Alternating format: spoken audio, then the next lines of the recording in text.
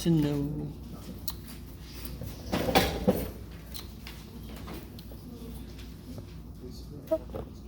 Okay. All right, let me see. Did I bring any paper? No, I did not bring paper. Good job, Jeff.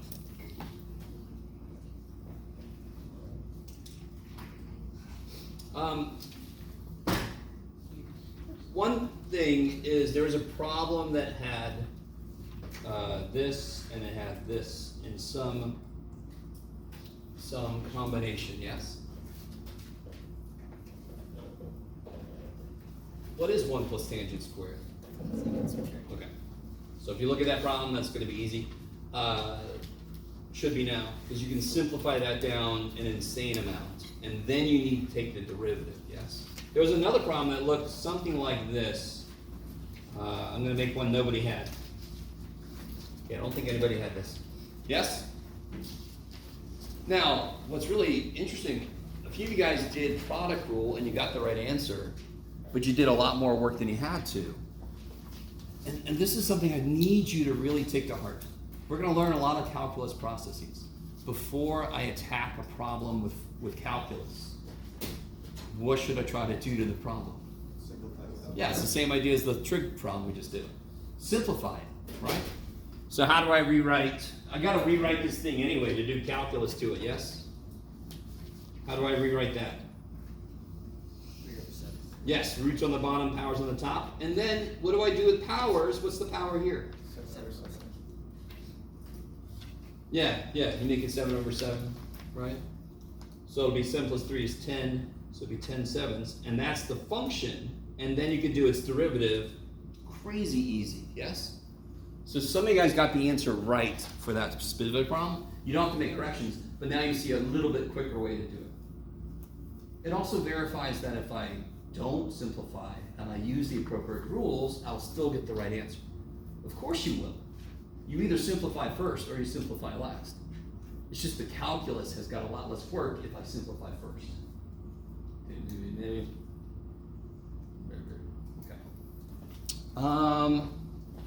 What was the other thing I wanted to say?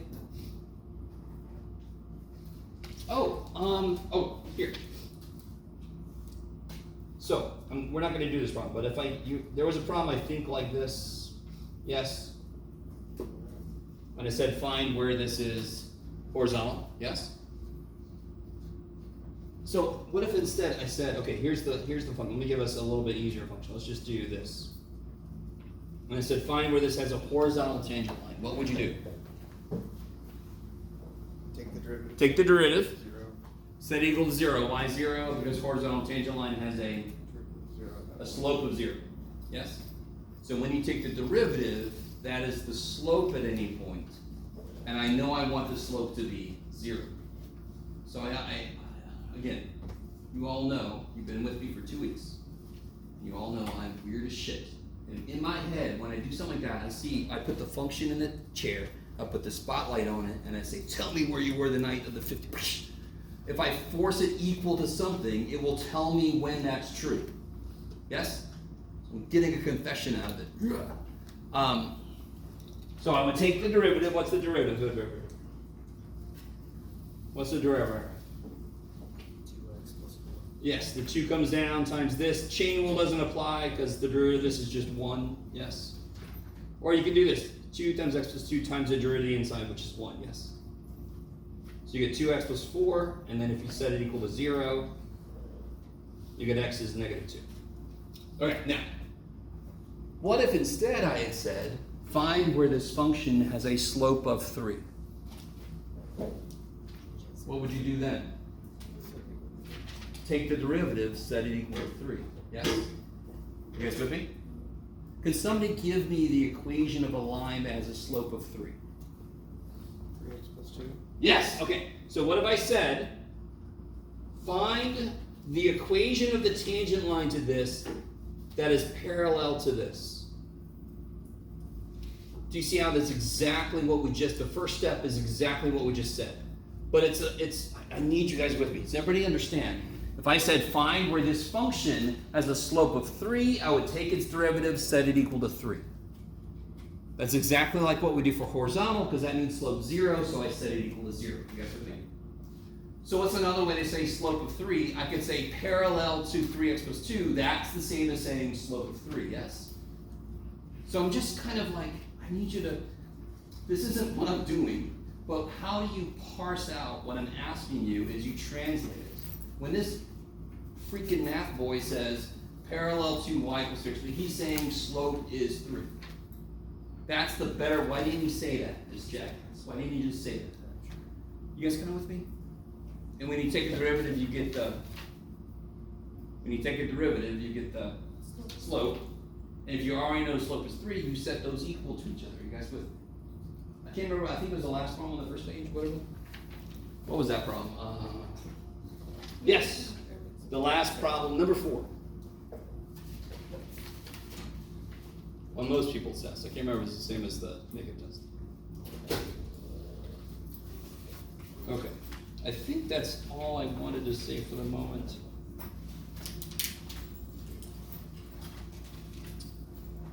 Yes.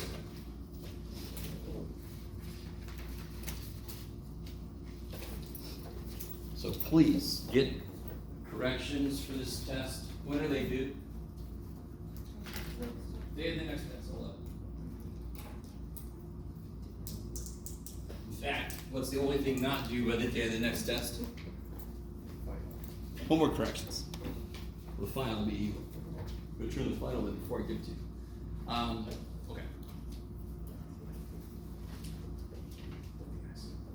2 weeks down.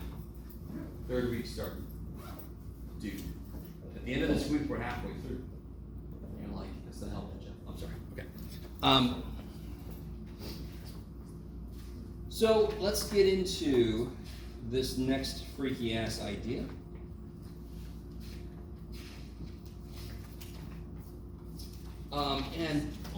Before I do that, that's true. Should I have you guys do this first? Totally.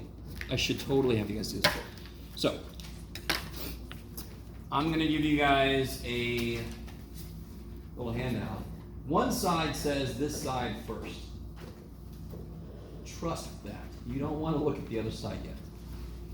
Okay, so let me get this out, and then I'm going to force you guys to work together. Because I'm asking.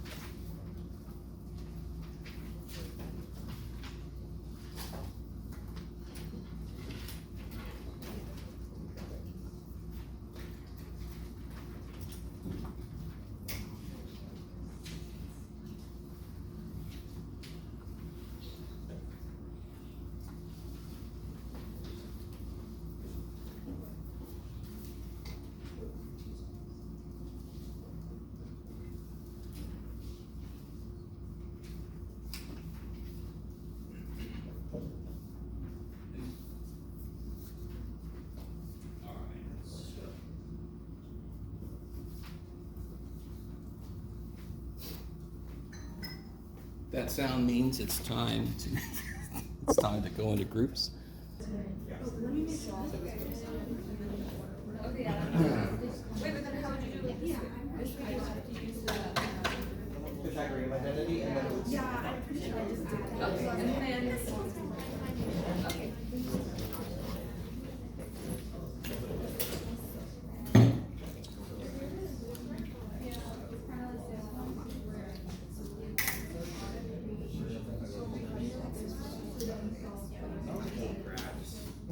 You totally get me.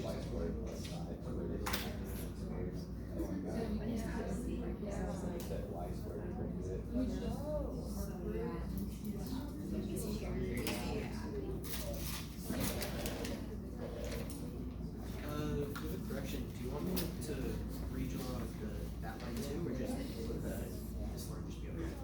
The one that we're trying to solve for. Oh, I mean, if you could retrace the red line, that'd be great.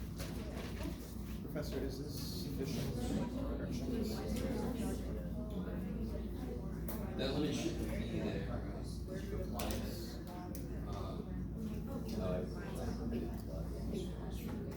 Oh, so you sort of mix the two ways you could answer. You can get the answer straight from here. Positive infinity times positive infinity is for sure infinity. Or you can answer in terms of which one's going to infinity faster. Either way. So you did it both ways. Which is perfect. And then there you took that out. I think it's good at negative 8. Negative, oh no, it's good at 8. There. Oh, I Remember, it's did. good at 1. Yeah.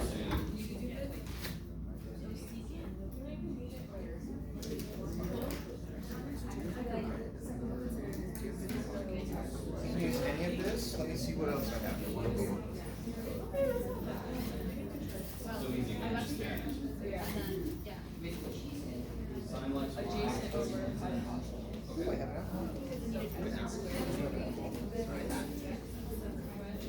See it, it's your both.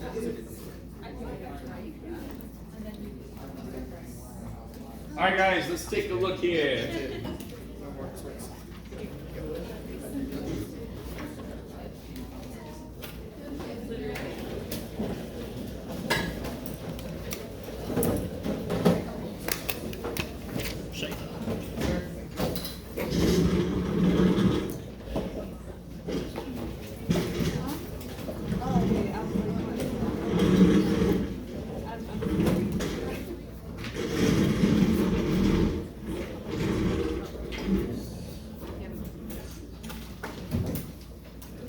There was a class I taught last semester, and there was a room.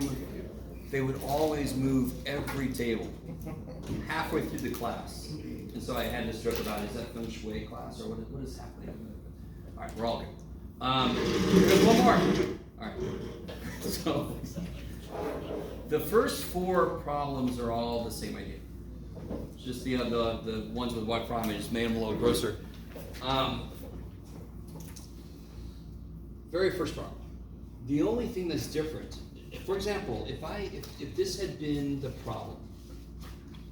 problem would have been 3x plus 5y equals 6x. How would you solve that for x? Yeah, the funny thing is, probably a lot of you would do not quite exactly what you did do. I'm not saying you did something wrong, but what would you subtract? 3x, right? Get your x's together. 6x minus 3x. Now, of course, I don't have to overanalyze this dumb thing because I know what 6x's minus 3x's is. So here's the key. Do you guys notice that's the same problem? I just made A3 and W6, yes? Do you see that? It's the exact same problem. So how does this problem work? Well, I'll do what most of you guys did. Most of you guys didn't subtract AX. I think most of you guys subtracted WX. And you subtracted BY. Is that cool? Which is fine. I'm not saying it's wrong. It's beautiful. Because the only important thing when you're solving for a letter, when it's got all kinds of letters all around it, you get everything, all the terms with that variable on one side, everything without that variable on the other side. Now, when the coefficients are numbers, it's really clear why, because then you can just slap those damn things together. But what's AX minus WX?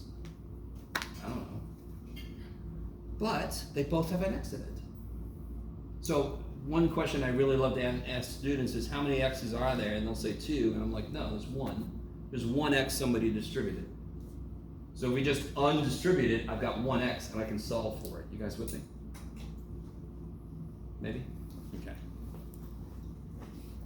So if I take an x out, I get a minus w, and then I divide by the shit I don't want, and I get x equals this. Is that okay? Now, if you would have done it by subtracting ax, you would have gotten by over w minus a. Do you guys see how that's the same thing? Why is that the same thing?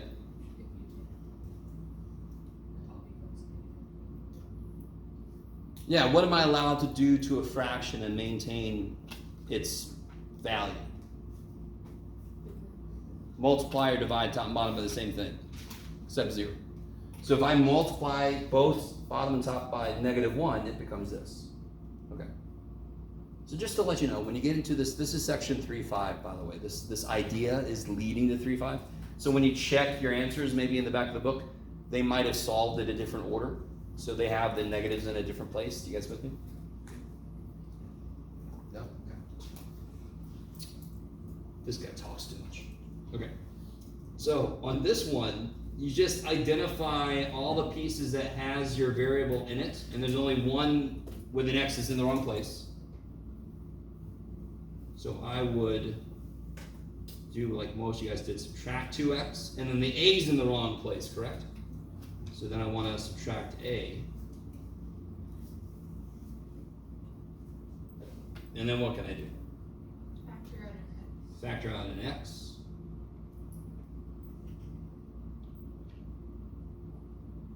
And then I could divide by all this business.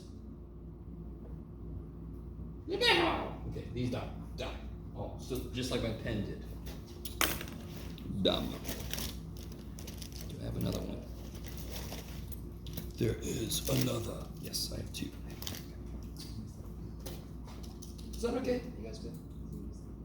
So by the way, this is very much review. This is algebra stuff, but this is it didn't really come up like an immense amount. So it's an understandable skill to kind of have lost, but it's going to become incredibly important very soon, like right now. Then I hit you with this. So the thing to realize with that, a lot of you guys picked up on that does mean derivative.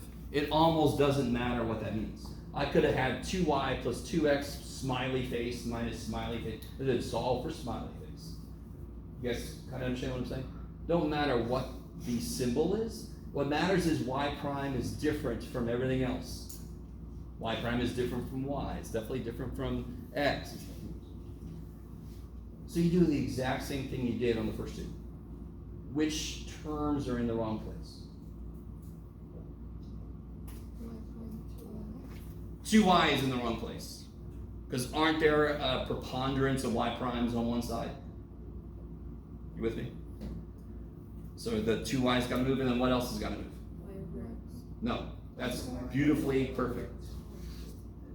2y does not have a y prime, so I want to move it to the not y prime side. So this has a y prime, so I want to move it with all the other y primes. I like it. Just like you shouldn't kill anybody, we also shouldn't put people into different groups. So this is not a life lesson. This is just to solve this thing. Everything that has a y prime gets on one side, everybody else gets on the other side. Yes? Okay. So move this guy, and then move this guy. And then you get 2xy prime minus y prime cosine minus y prime natural log x equals y over x minus 2y. Woof! And then, let's see if you guys are cool with this. Just so I don't have to write as much shit. Do you see that? Do you see how simple that is? Yes? You don't have to actually take the y prime out and write all the stupid shit. Just take a y. If you did take a y prime out, you'd be left with 2x minus cosine y minus ln x, and then you would divide by it, correct? So I am very cool with efficient use of space and efficient whatever. I'm also cool with doing even more steps than I do. Whatever the hell you got to do. Yes? Just don't start and then have the answer next. That's a concern. Don't hide your shit from me. You guys kind of with me? Now, I want to point something out.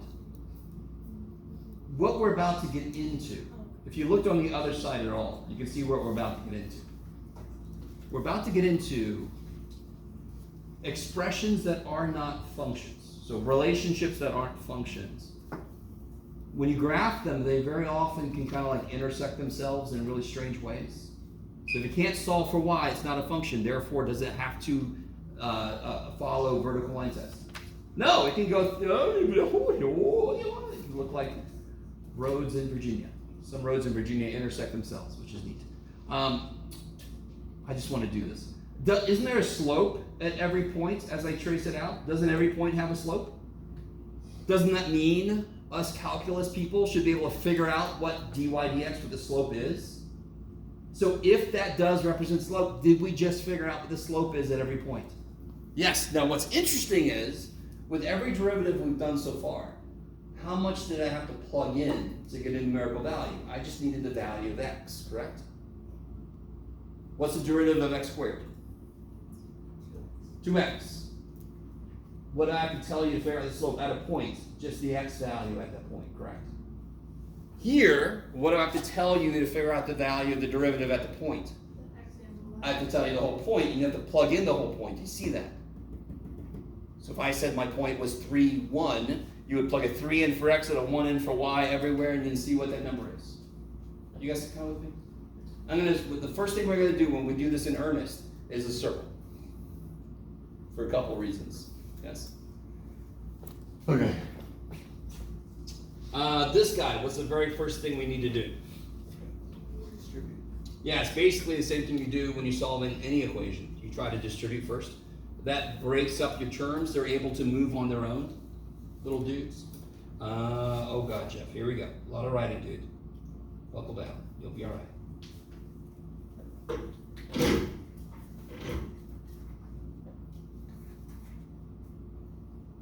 I got it to fit in.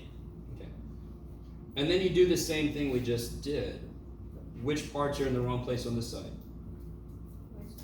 Yeah, y squared. So let me see, I'm going to subtract those over. Are you guys, I'm going to subtract this over too, right? Because it's got a y prime, yes? Yep. And these two I'm going to subtract over to the other side. Okay, let me stop for a minute. Is everybody with me? There's a lot of shit going on. Yes? There's a lot going on in here, and that's natural. The process we're going to use to get to where B starts, it's going to have a lot going on. There's going to be a lot of product rules, and you guys understand product rule always blows things up, because if you start with something times something, it blows up into 2 separate terms, correct? And if you did it again, now you got 4 terms. Who knows? Okay. So what's the last step here, really? Yeah, I can take the y prime out and divide by the shit I don't want, yes? So if I took a y prime out, I'd be left with this and blah, blah, blah, and then I would divide by all that business. This plus this. No, Jeff. There you go, buddy. Minus this. Okay. Maybe. Algebra, still algebra, but I used a y prime as a variable to be calculus. Okay, so that's one thing. We're going to need this for whatever the shit implicit differentiation is. We're going to need that. Do you guys know what the word explicit means? If a movie or a game is rated something because it has explicit violence or whatever, what does that mean? It's like directly told to you, like directly. Yes. So National Geographic for kids, it would go behind a bush and it would eat something or something, yes? So that's implicit, implied. And if I'm a little kid, my mom can say, oh, they just rested that. Explicit is in your face. Yes? Okay. So this is going to be differentiation where they don't tell us what the function is. And yet we still have to take a derivative. And we're like, oh, that sounds great, Jeff. Okay. So that's one idea.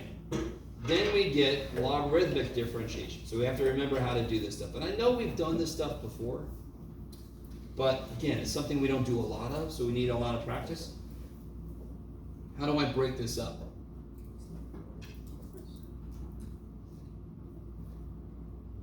How do I break this up? So I know that log of A times B is log A plus log B, yes? Okay, so this would be what?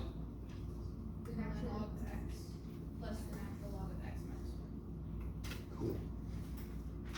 Now real quick, you all know, if you know a function, even if you don't, if you're supposed to know a function, like natural log. Do we know the derivative of natural log yet officially in this class? No. You know we're going to talk about it, correct? Do you all understand that algebraically these two expressions are the same? Whatever I do with this is effectively the same if I do it to this, correct? If I did a derivative of this, and I know we don't officially know the derivative of ln, you guys with me? If I did it, wouldn't it be a chain rule with a product rule also? Do you guys see that? It's got shit inside of an ln, that's a chain rule, and the stuff inside the ln is blah, blah, blah, blah, blah. Do you see how this is much less calculus work? I have two separate functions. This is just whatever the ln is. It's gonna, and this is just, you know, not even chain rule because I would have a derivative of 1. I'm not sure if you guys are all with me. But simplifying your ln's first will make the derivative much, much easier. In fact, look at part B. Part B would suck. It's a chain rule where the chain part also has a quotient rule. How do I rewrite it? ln x plus 2 minus ln x minus 1. No more chain rule, no more quotient rule. Same function, but the calculus would be much easier. You're all like, okay. All right, you'll see in a minute. And then this thing, of course, the top is the square root, which becomes a what power? 1/2. Which comes down in front. Minus, because it's dividing. Cube root becomes a 1/3 power, which comes out front. This guy's derivative would be absolutely heinous. This function equals that function, so its derivative equals that guy's derivative, and this derivative would be so much better. It does have a chain rule, but I almost don't care. Because didn't my roots go away? Do you all agree that a radical kind of sucks when it's got a lot of shit in it and I gotta do a derivative? So any function that allows me to take a root and make it into a coefficient, are you kidding me? That kicks so much ass. Whatever you say, Joe. Okay. Go with it. So then we got these guys. And these guys were some of you guys' favorites, some of you guys absolutely hated them. But there's two levels of thing. First off, I forgot to put a little box on you. You're not wrong to say, can I just assume this is a right triangle? No. It is a right triangle. You have to understand, you have to remember what your trig functions are fundamentally based on. And then you have to remember Old Greek. Yes? Because what is tangent fundamentally based on? Sure. Huh? No. Well, in a way, you're sort of right, sort of. But no, every trig function is a ratio of sides of a right triangle. You guys remember this? Every damn thing you've ever done with trig, that is the fundamental idea behind it. That's all it is. We were sitting around going, oh, look at this 3, 4, 5. I could put 3/5. We should call that something. Yeah. That's the drunk history math, but it's close to what it was. I'm not that old, that wasn't ever gonna happen. You guys kind of with me? You guys remember that? Never forget that shit. Now, listen, it's defined fundamentally very simply. And then we started kind of like working it with itself, and we made all these grand things, you know, all these funky ass identities. All that shit don't matter. You gotta remember them. But fundamentally, it's all it is. So tangent is the y side over the x side. That is the best way to know it. But if you know it's the opposite of rotate, no, you're fine. I'm sorry. Your old teacher probably made a big deal of SOHCAHTOA and had stupid camp jokes and bullshit. But tangent's the y side over the x side. I don't know the y side. I know it's a right triangle, so what can I do to figure it out? It's right here. So I'm gonna call, you're not gonna believe this. I'm gonna call that y. And then how do I set up the diagram? Y squared plus x squared equals 1 squared. And I'm trying to solve for y, right? So I get this. Is that cool? Okay. So what's the tangent then? Tangent's y over x. And what's y? Yes. And then could I reduce these? The correct answer is hell no. That's inside of a radical and it's part of a subtraction. Holy shit. Maybe? Fully squared shit. Okay. And then part B is the same way, except it's everybody's less favorite type of trig function, which is one of the 3 reciprocal ones. So we've got to remind ourselves it's 1 over cosine, blah, blah. So if cosine is, what is it in SOHCAHTOA? Adjacent over hypotenuse? Yes? Then secant is hypotenuse over adjacent. Yes? So most you'll ever hear me discuss SOHCAHTOA, by the way. Better would be cosine likes x. Yes? I know the x side, but cosine is x over hypotenuse. I don't know the hypotenuse, so I got to figure it out. And of course I use old Greek dude again. What do you get for the hypotenuse? This one's straightforward, yes? It'll be x squared plus 1 squared square root. Is that cool? Is everybody with me? If I call this c, then c squared equals x squared plus 1 squared. So c is the square root of x squared plus 1. So then what's the secant? What's cosine then? Let's say, what's cosine of a? 1 over rad x squared plus 1. So what's secant of a? Rad x squared plus 1. Square root of x squared plus 1. So what's secant squared of a? X squared plus 1. Yay, we got there. Okay. So I still think a lot of you guys don't, and it's not your fault. You have to think, okay, secant relates to these sides. I don't know this side. My entire universe is figuring that out. Not a damn thing else matters. Once you figure it out, then you step back and you go, oh yeah, I did that, because I need to know what secant is. So cosine is easy. Secant then, and then secant squared is just square. Okay. So you go through a progression. You don't have to know the entire problem from the beginning. That's insane. Okay, maybe. Okay. So let's get a little bit into the idea for today. This is my concept for today. Okay, let's do this. I'm going to do a series of functions, and I want you to help me figure out their derivatives. So how would you do the derivative of this?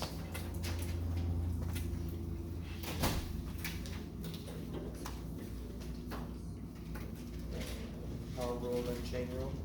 Yeah, what's the most important part of that function at the beginning? The 5th power. So if you just say to yourself, okay, that's stuff to the 5th power. How do I do 2 to the 5th power? The 5 comes down in front of stuff. And what's the stuff 2 now? 4th power. I like it. And then I got to multiply by check. Derivative of that. There you go. And then you would take a derivative of that, which is easy. You with me? What if I was like, oh shit. Now we're not done with this. Are you with me? But for some reason I'm not going to complete it. This would be 2x plus 4. Is that okay? So what if I'm like, oh, I'm sorry, guys. Guys. I meant to do that. What would your first step be? Would your first step fundamentally change? No. It's still shit to the 5th power. Now you take the derivative of stuff to the 5th power.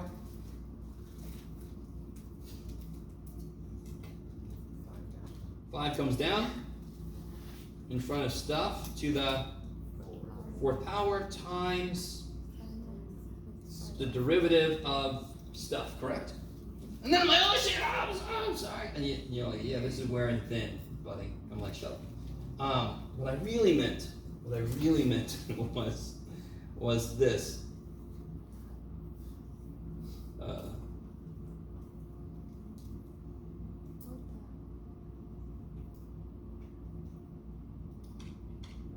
That's what I really meant. And you're like, no. That's not what you really meant. But what would the first step be? Would the first step fundamentally change? No! And you're like, I get your point, man. So, H prime 5 comes down in front of stuff, and it's a lot of stuff, but too bad. To the 4th power, yes. Times the derivative of stuff. I'm not going to write all that shit. The first step does not give a shit what is actually being raised to the 5th power. Would you all agree? First step would be 5 comes down in front of stuff to the 4th power times derivative of stuff, correct? So what if I said f of x is y to the 5th, where y is some function of x, and I'm just not telling you. Because I gave us 3, didn't I?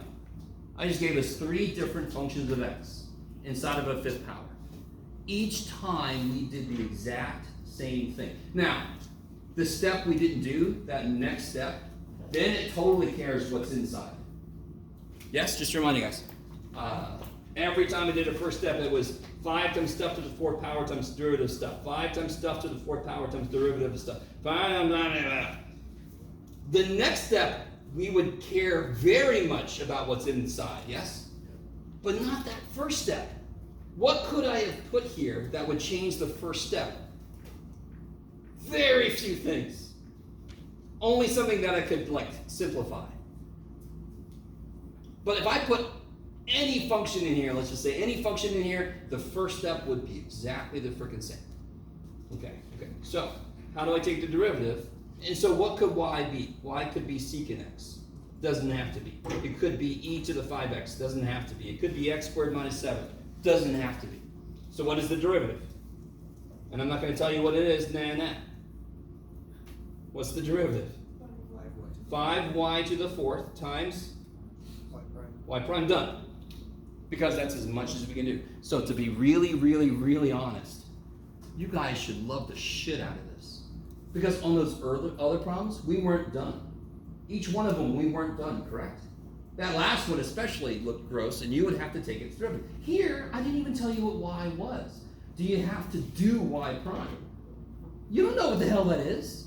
And just to really, sounds terrible, shove this in your face. If I use the other notation, yes, this becomes even more apparent because that doesn't reduce.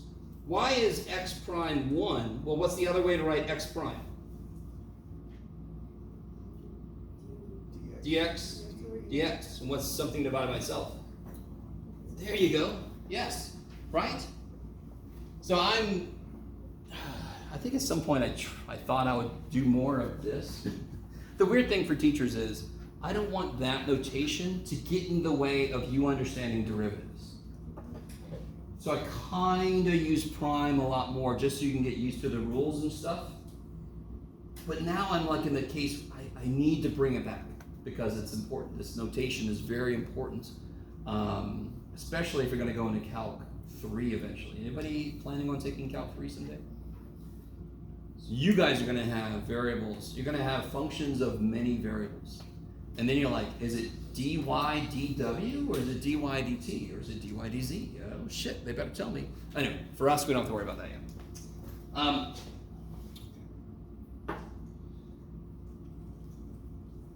So, kind of next layer of this.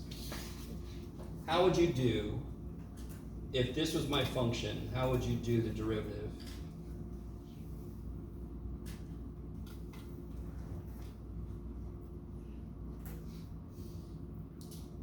Nothing, it's not a trick question. It's just, how would I do that derivative? What rule would I use fundamentally? Product rule, yes? So what would the derivative be? It would be the derivative of this times this plus x squared times the derivative of that. Yes? And I'm going to save you from my overly dramatic representation. Oh, I forgot to... If I put x squared y, and I want to know what that guy's derivative is, it is implied, which is why it's called implicit. So this is explicit. X squared times sine x was the original, yes? I explicitly told you that the function x squared was multiplied by was sine x. Here, I'm being all cagey. Oh, it's multiplied by something. I'm not going to tell you. Right? It could be e to the x. It could be secant of x squared minus 3 over 14 x, blah, blah, blah. Right? It could be anything. But again, whatever the shit it is, we're all going to do exactly the same thing for the first step. And in fact, if I don't tell you what it is, that first step is the only step. What is the derivative of x squared times y? 2x times y. No. What rule do I have to apply? 2x. Isn't it x squared times another function of x? Yes. So what is implied is that y is a function of x, which is why we call this implicit differentiation. It's a derivative of a function that's implied to be a function of x. So it'd be 2x times y, yes. Derivative of the first, leave the second alone, plus x squared times y prime. y prime.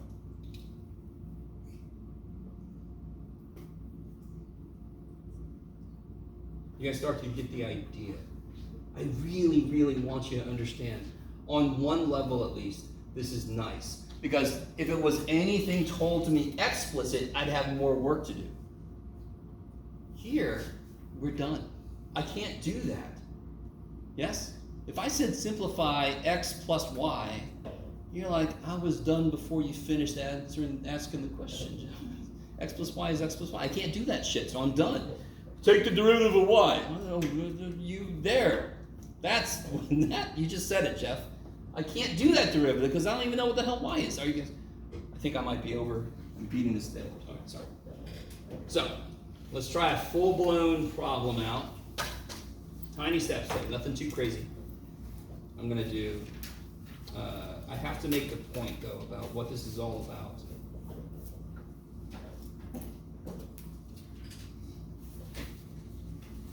Okay. That is not a function. It's not a function of x. It is not a function of y. Could I solve, well, let's see. It is a function of y. Could I solve for y? If you think you can solve for y, then teach me. The student can become the teacher. But you can't, so nay. Do you guys see that? Try to. If you just mentally to yourself, how would you get y by itself? Well, let's see. I'd have to take a natural log because that's the y's up here, yes? But if I take a natural log, this is now stuck inside of a natural log. Yes? Okay, so it's sort of like the game whack-a-mole. Okay, but you're over there, shit. I think maybe you guys understand. This is a relation. If I graphed this, this one I think you could solve for. I gotta be careful. In general, if I have a relation I can't solve for y, it could kind of like cross itself into all kinds of new things. Yes? So, do you all agree? Oh, I just went against what I said I was gonna do. It's okay. Do you all agree if I had a computer graph this for me, it would still have a slope at every point? Yes. So we have to be able to figure out what dy dx is. So, do I want to force you guys sort of? Yes, in fact I do. Okay. So I'm going to try to figure out what dy dx is. So I'm going to take the derivative of both sides. What we've always been doing, by the way. If I ask you to take the derivative, real quick, don't even write this down. Take the derivative of this, what would you write down underneath it? dy dx. Okay, cool. Equals 10x. 10x.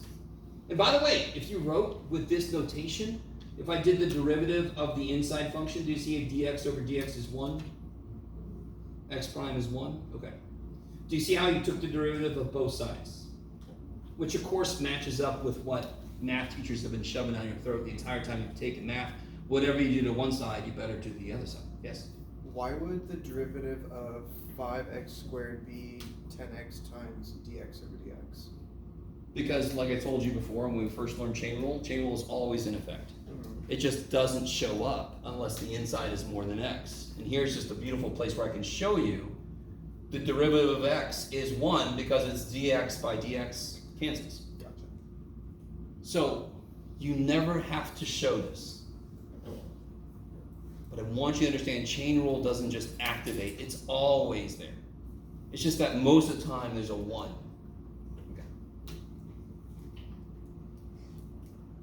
Okay. So help me out. If I want to find the derivative, the dy dx, how would I do this? What rule do I have to use? Good. So derivative of x is, okay, let's write the rule out. Dx dx y plus x dy dx. Is that cool? Can you write this better? Okay. Derivative of the first guy times the second guy plus the first guy times the derivative of the second guy. Is that cool? Okay. How do you take the derivative of e to something? The natural log. No. Oh, I see what you're trying to do. E is cool, because what's the ln e? Use just that would just be e to the y. Because the ln Almost. of e is 1. Good. So the derivative of any exponential is itself times the natural log of the base, so if the base is e, it doesn't show up. The problem is, what rule do I have to use? Is this e to a function of x? Is that what that is? What is y again? We don't know. Some function of x, correct? So is that e to a function of x? Yes. So what rule do I have to use? Change. Chain rule. What could y be? It could be natural log of x, could be, we don't know it yet, but it could be sine of x, it could be whatever. I really want you guys with me. Whenever I see a y, I need to understand it's some function of x that these jackasses just didn't want to tell me for some reason. It's not like it's not hard enough already, it's just not going to tell me. E to the stuff is itself, the derivative is itself, times what? What's the derivative of e to the x squared? What's the derivative of e to stuff? E to stuff. E to stuff times ln derivative of the inside, yes? Chain rule. So this will be e to the y times derivative of y.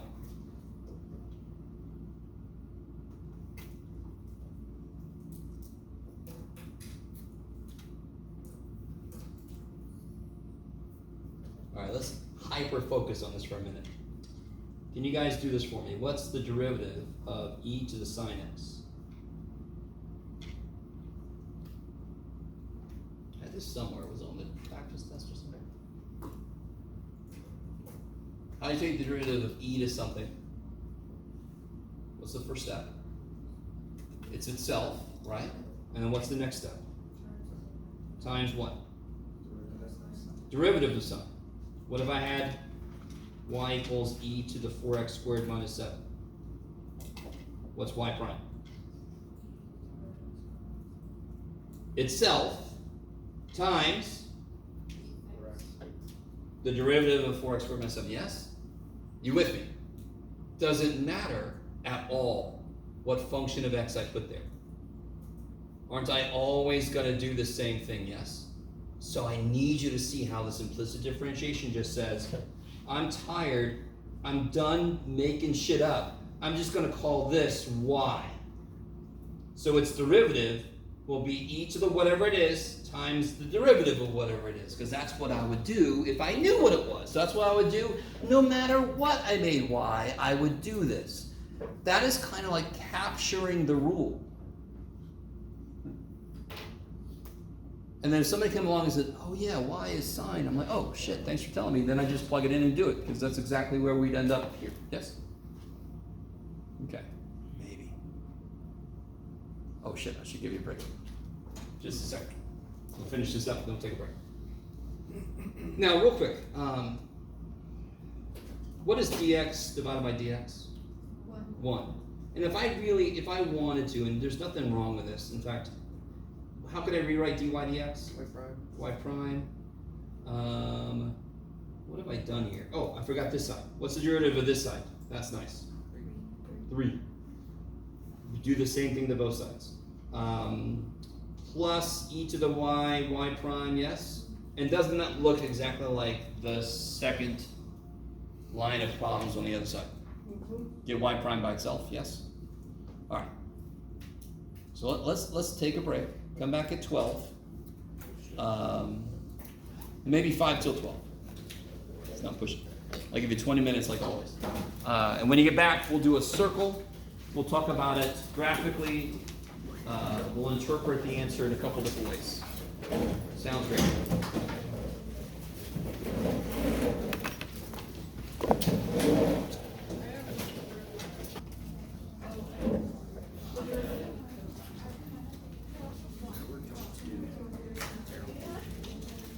Oh, yes, right. Forgot what I was going to do. So guys, let's take a look at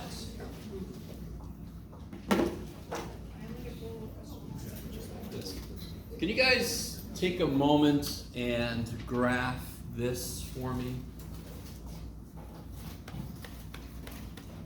Does anyone know what this represents? More specifically, a circle with radius 2. Center of the origin. Radius 2. Yes? So just graph that. So the middle is the origin, and then how far from it do you go? 2. And the way we normally do it is we go the 4 cardinal directions, yes?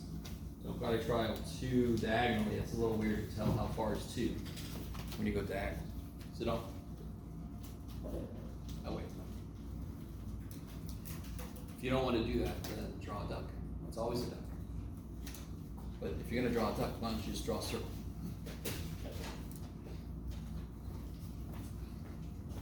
So I don't have to plug anything in here. The more you know the form of the functions and what the graphs look like, the less work you should have to do. One of my favorite phrases I made up is, the more you know, the less you have to do. So this is a circle, center's origin of radius 2, so it's just going to go out 2 in all the directions. Bam, bam, bam, bam. And then you draw what normally for me ends up looking like Stewie's head. In this case, it looks like a partially deflated kickball. So,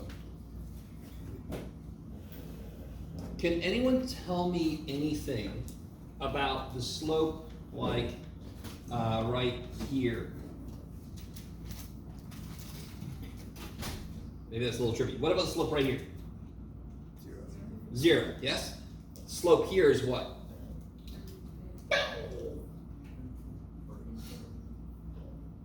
So what's the slope? Infinite. Infinite slope, yes? You would think? Okay. And the slope, like slope here, can somebody tell me anything about the slope here?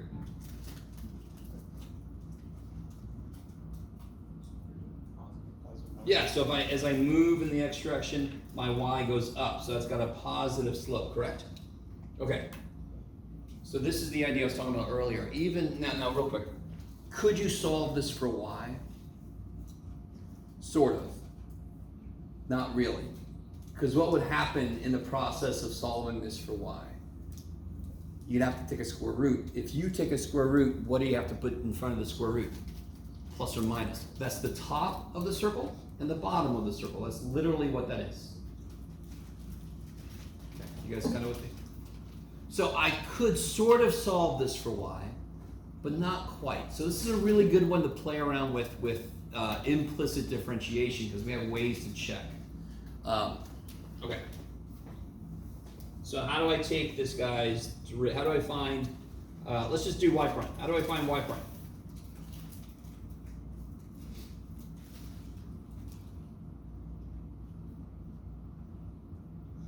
What's the derivative of x squared?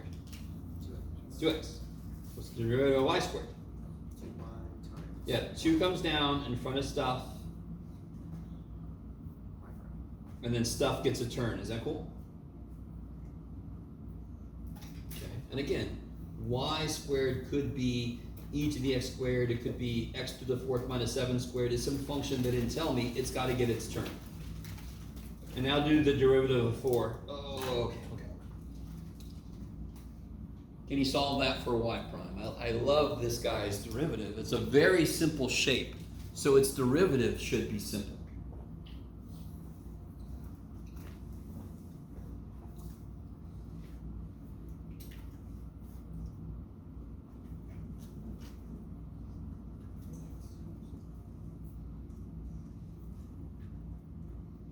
So I get that. Is that cool?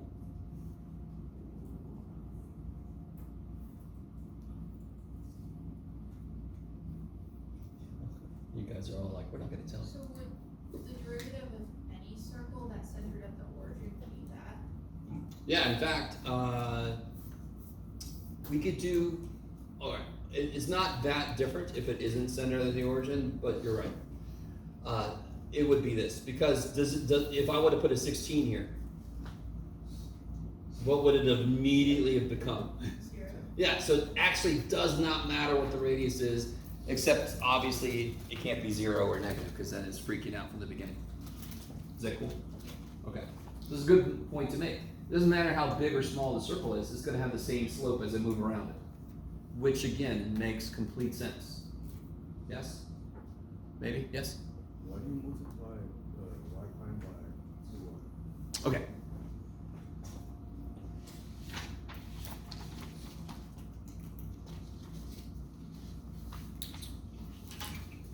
No.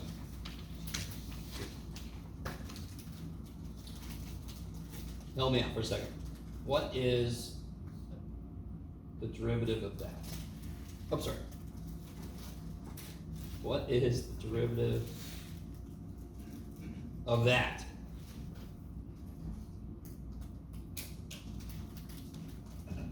Derivative of something squared. What happens with this?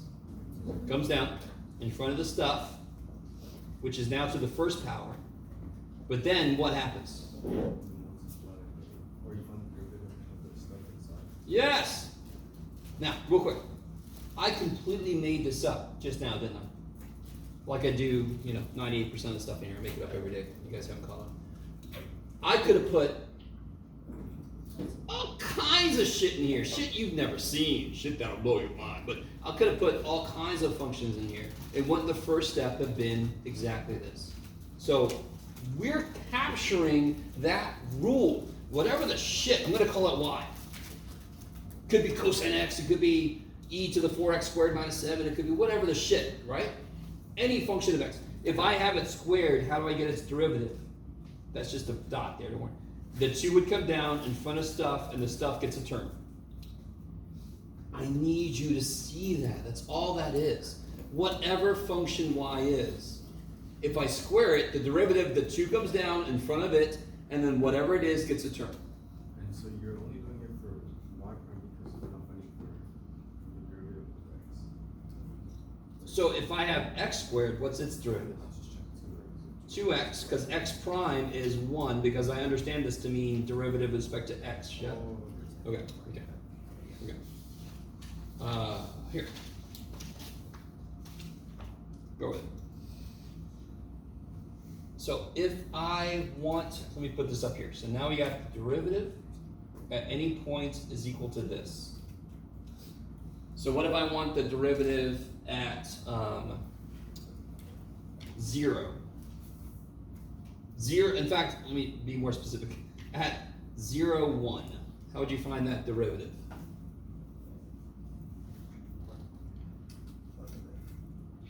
In fact, we can even denote it like this. Y prime evaluated at 0, 1 is equal to what? 0, 1. Yeah, what's x? 0, and what's y? 1. Does that match up with what we expected? You guys with me? So a slightly more interesting question would be, what about at this point? Which is the point 1 over rad 2, 1 over rad 2.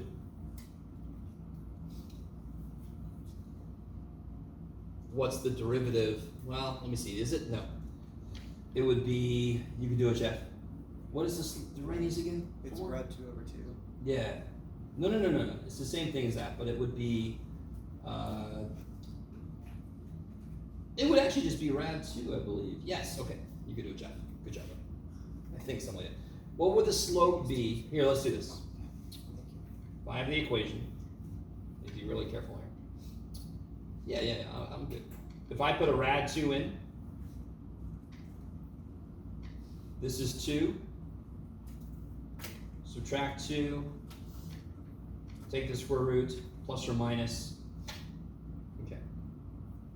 So it would be, up here is rad 2. What's down here? What's that point? Negative. Yeah, it'd be rad 2, negative rad 2. That's why the output could be plus or minus. Which again is because this guy is not a function, yes? It doesn't pass a vertical line test. Now, sorry. If I'm at the point rad 2, does anyone have a guess as to what the slope should be right there? Should be -1. It's right in the halfway point. It's between no slope and infinite slope, right? And it doesn't really make sense why it's 1, but if I plug stuff in, rad 2, rad 2, if I plug that in, I'm going to get negative rad 2 over rad 2. Sure enough, is -1. So to evaluate what we get at a point, I have to plug the entire point in. When they give me a point, there's a value for x, a value for y, and now our derivatives are going to be functions of x and y. Do you all agree with me that this guy's derivative is a function of x and y? Because I need to know x and I need to know y to figure out what it is. Okay, I like it. So that's another big change, is you need the entire point to shove into the derivative. Okay.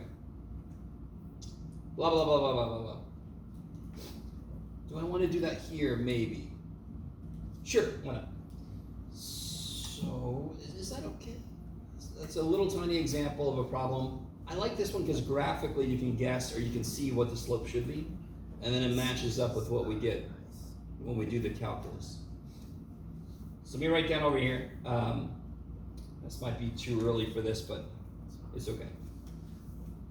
Let me rewrite this like this. Is that cool? Yes? For the other example, what if you're given a point that's not on the line? That would make no sense. That's why I was concerned with myself, that I was having momentary trouble as to what's on this line. I can't just make up a point. So if I said, what's the slope here? Your answer should be undefined. Because it's not even on your graph. So you have no idea. How does the graph move through that point? It doesn't move through that point. So what's the slope here? Undefined. Does it make sense? Yeah, but can't you just still plug in the numbers into the function? Oh, sure. Yeah, totally.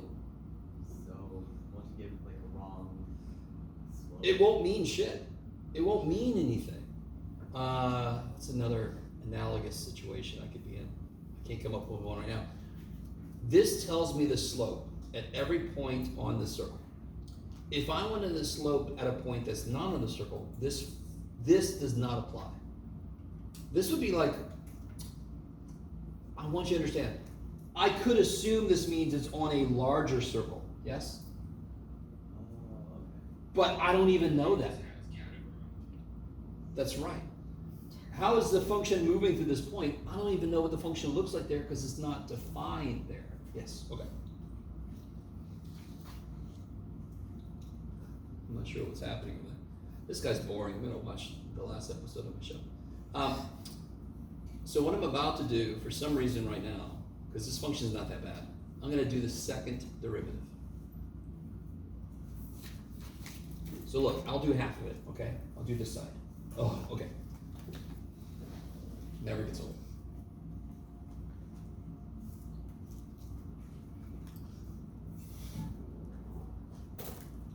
Not that big of a deal. It's not that big of a deal. What do I have to use here?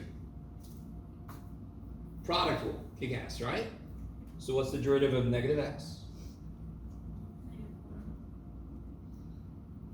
Plus negative x. What's the derivative of y to the negative 1?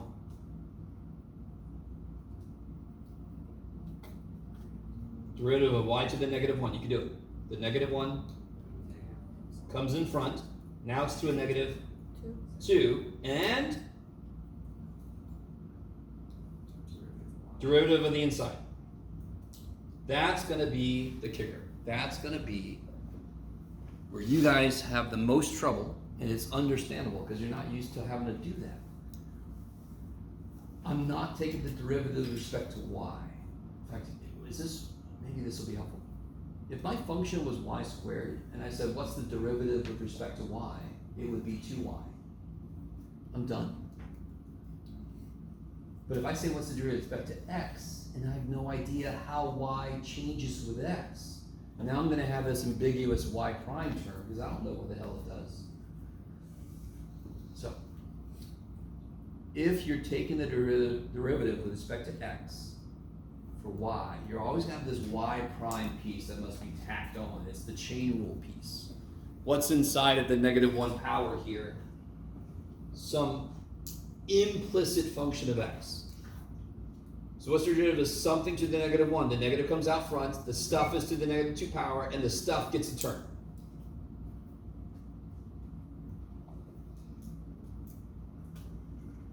So what happens here? These negatives cancel.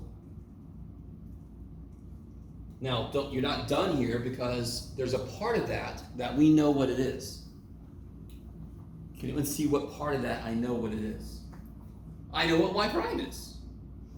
So you plug that shit in. I want the second derivative to be dependent on the point. It shouldn't be dependent on earlier derivatives. So if I ever see y prime in it, I just replace it with what I already did. Yes? And if I'm doing y double prime, I've already done y prime. So I'm just going to plug in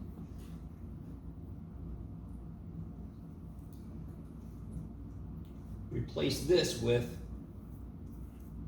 and then I get y double prime equals -y-1 minus x squared y to the -3.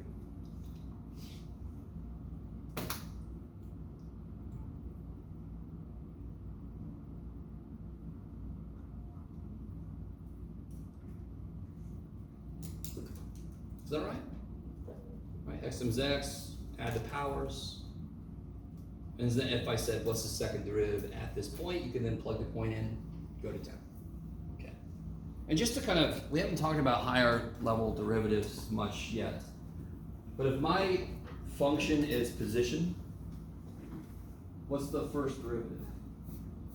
If my function is position, like I'm here and now I'm here, what's the first derivative? It's going to be velocity, how quickly my position changed over time, which is like miles per hour or meters per second. You with me?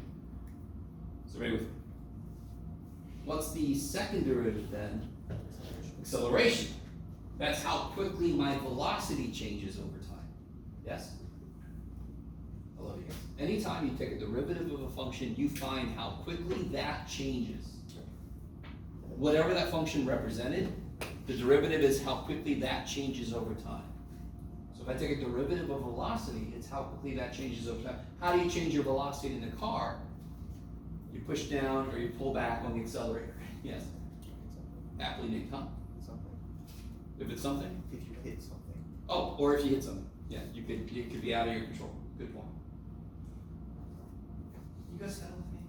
So higher order derivatives could have physical interpretation if the function you started with has a physical interpretation. Okay.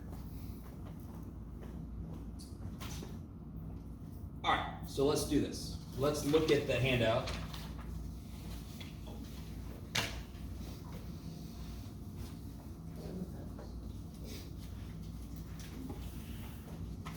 Some of you guys have tried some of these already.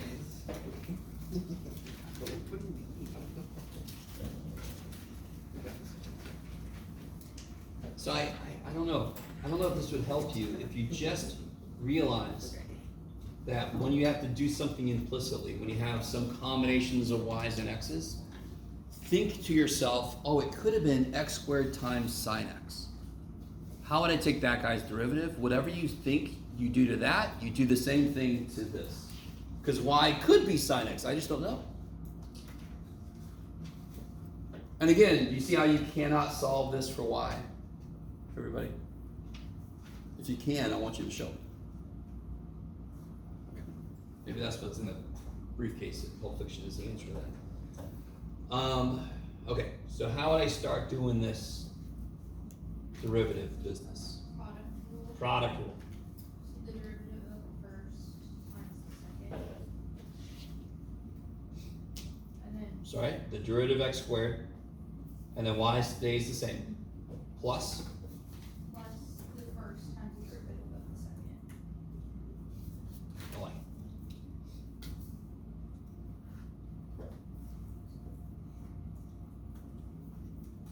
Somebody else help me out with the next part. And this is where you guys have got to remember, when you see this and you're like, oh shit, there's a y inside of it. The first step, you don't give a shit what's inside of it. You don't care what's inside of it. It's a cosine. What's the derivative of cosine? Negative sign. There's already a negative, so it becomes positive. So whatever the shit y is, the first step is the derivative of the outside, bam. And then of course, yes, I almost heard it. dy dx. The inside gets a term, correct? That when I write dy dx, that is literally the chain rule. What is the inside function? Y. What's that? I don't know. What's its derivative? I don't know. dy dx. Write that. If I told you what y was, if it was sine x, what would its derivative be? The derivative of sine x.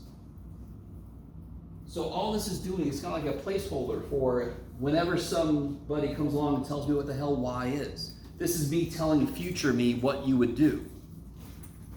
Or what me would do. By the way, I'm trying to show you that this is not as terrible.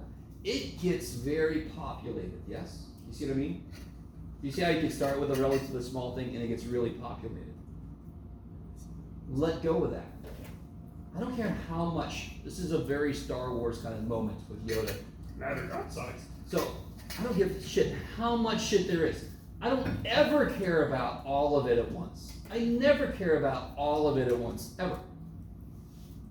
So what if it's a big ass thing? You turn your paper this way. So, can somebody do the other side for me? We did the first side. It's just me.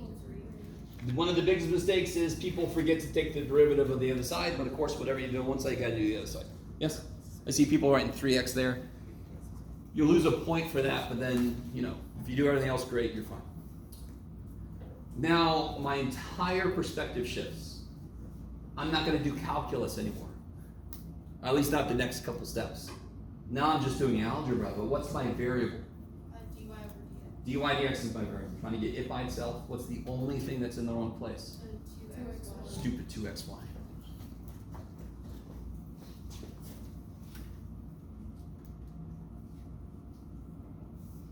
See how I did not give a shit about all this other stuff that just kind of comes for the ride. And then of course, factor the dy dx out.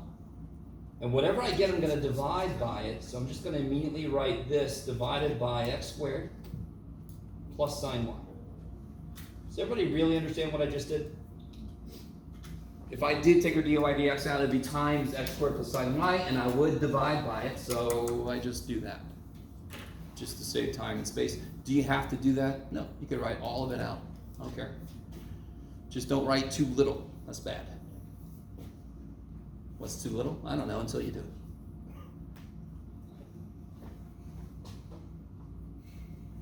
So you guys try this one. I think this one is actually sort of related to what we just did. It's not too evil at all, which is partially why I made it part B. You guys try part B. Try part B.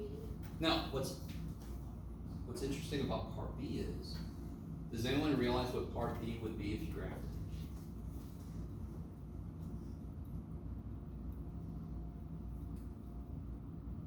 If you subtracted 2y, you could complete the square in the y's. It is a circle that's been shifted up.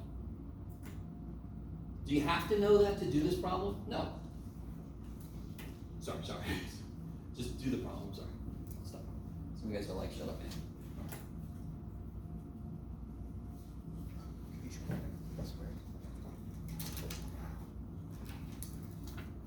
So in the beginning, you subtract 2y. And you leave some room, so y squared minus 2y. And completing the square is you take half of the middle coefficient, half of negative 2 is negative 1, and you square it. So the first step tells you how to factor, so it'll be y minus 1, but you have to add 1 to both sides to give it what it needs to become y minus 1. So go ahead. Thank you. Come on. And that's why it's been shifted up by 1.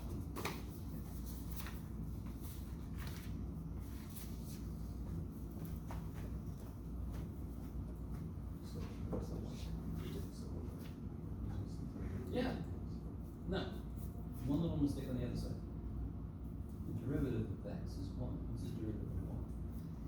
You have fun. Inverse sines. See that? Inverse sine, yes. Yeah.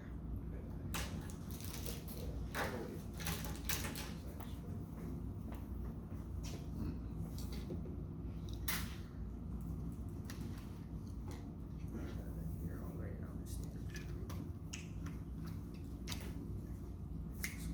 That's the space. Oh, that's not that bad.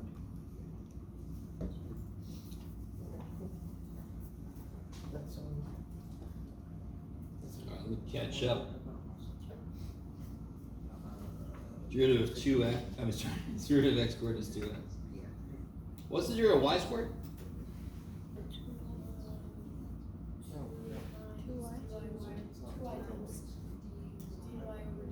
Well, yeah, it's Yes. another way to say it. Equals, Yeah. what's the derivative of y? And derivative of 3? 0, good. So first step, calculus. Second step, algebra. Right? What's in the wrong place? Move it, factor it out, divide by the stuff you don't want. So what's really neat is once you do the calculus, the next steps are all that just basically follow the same recipe, right?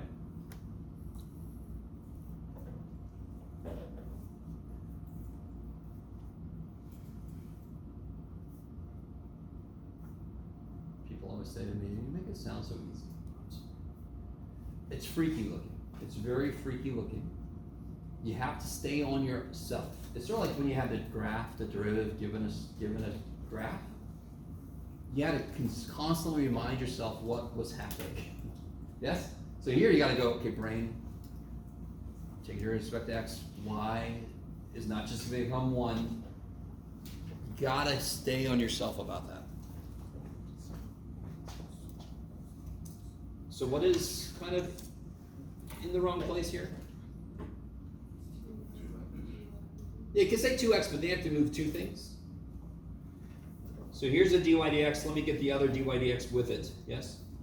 Do you have to do it this way? No. But the other way I have to write more. So I'm not going to do that. All the 2's can die. I can divide by 2, yes?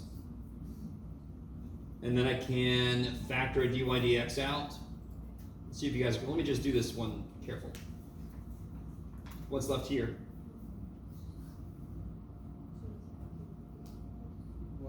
1 minus y, good. And so I get dy dx equals x divided by 1 minus y. Does that look very similar to the derivative we got for the circle at the origin? That was negative x over y. Do you see if you took that 1 away, it would be negative x over y? Do you see that? Maybe? Yes? But now, when y is 1, weird things happen. Yes? Okay. Maybe.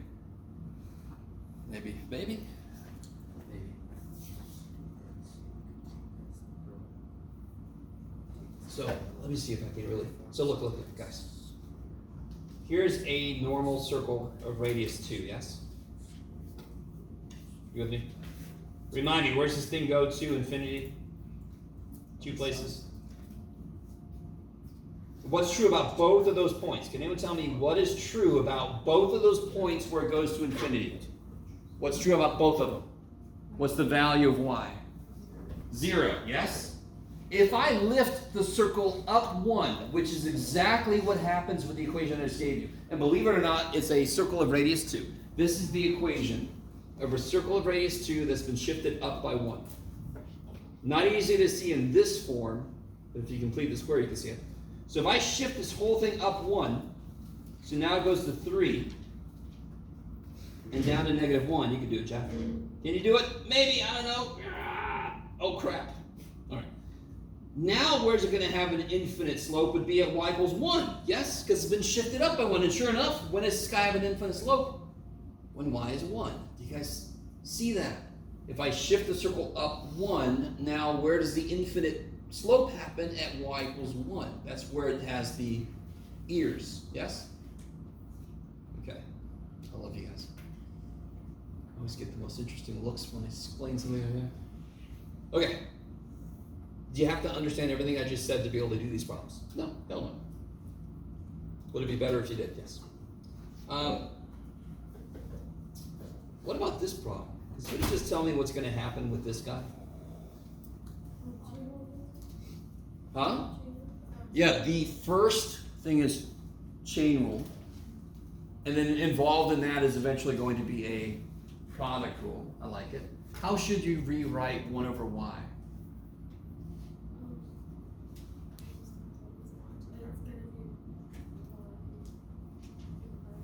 Beautiful. Y to the negative 1. Why do we want to do that? Because then it matches with the form of a rule. X to the n, right? This is y, but that works. It's stuff to the n. Okay. I love you guys. Do it. Oh, wait. Yes.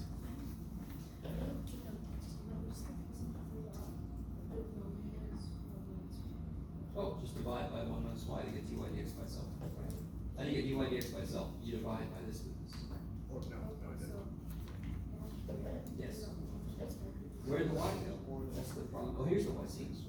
But then when you rewrote it here, it's not there. Yeah. The x is just a bit. Bless you. Bless you. I think. And then also the derivative of. Give myself some more room here. There we go. I thought I saw as 1, but. So, guys, let me show you something. I'm almost certain most of you guys are not being nice to yourselves. Calculus is already mean to you. Doesn't want to be. Doesn't want anything. But it just is. So how do I handle this? Well, what's the derivative of sine? Cosine of stuff. And then the stuff gets a turn. You do not have to be able to do this guy's derivative all at the same time in your head.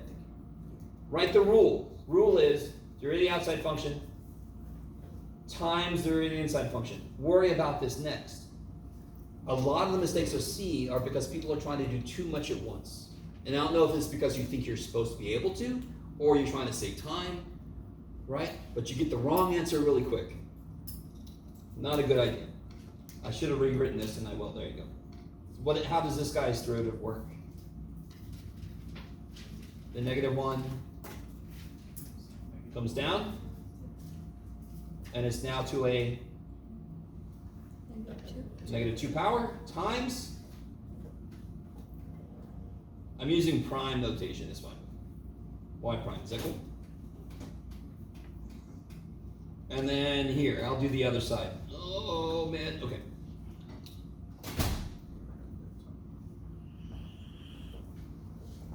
So now you can focus on the one piece you still have to work. Everything else doesn't matter. Nothing else matters except just x times y derivative. The more you can do that for yourself, the more you can focus yourself on one piece, it'll do 2 things for you. You'll get that piece right more, and you'll have less shit in your head to worry about at once. So right now, I'm just going to rewrite everything except what x times y derivative is. Right, so the cosine just gets rewritten. What's the derivative of xy?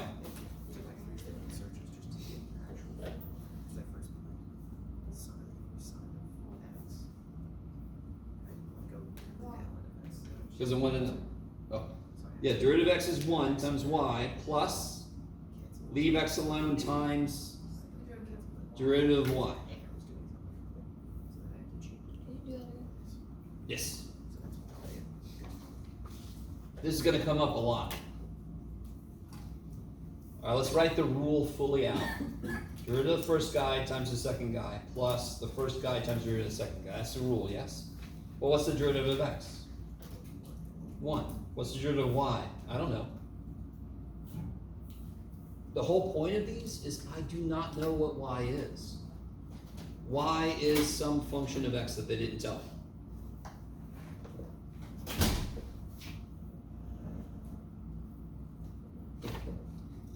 So then I've got y negative 2y prime equals e to the x. Now what do I have to do? Trying to solve an equation, yes? And what is almost always, Distribute out. yes, there's almost always the distribution point. So you guys, side note before I forget.